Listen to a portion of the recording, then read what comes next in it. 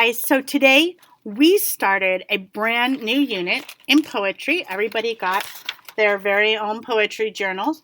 And I know this is kind of like what you had last year for 4th grade, but this year we're going to do a little more in depth and a little bit more stuff.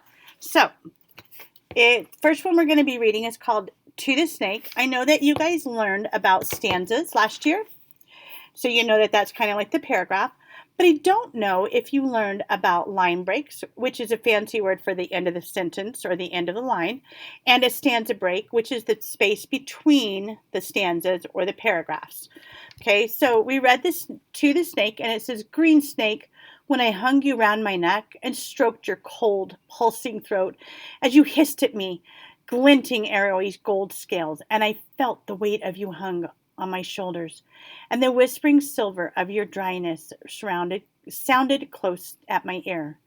Green snake, I swore to my companions that certainly you were harmless, but truly I had no certainty and no hope, only desiring to hold you for that joy which left a long wake of pleasure as the leaves moved and you faded into the patterns of grass and shadows, and I returned smiling and haunted to a dark morning." Okay. So then we went into the questions on the next pages.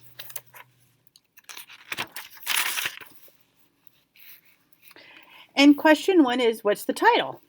It wasn't even a question, it's a statement. It says write down the title. So we did, To the Snake. And we said what or who is being addressed or being talked about or talked to. Well, that was the snake. Okay, the next question is, how does the speaker describe the green snake? Well, we know that it's green. We know it's cold, has glinting or shiny, arrowy gold scales. So the scales are kind of like little arrow or chevrons. And I'm thinking maybe a little bit heavy, because if you can feel its weight around the neck, then maybe it's a bit heavy. Then we went to the next one, and she tells her companions or her friends that it's truly harmless.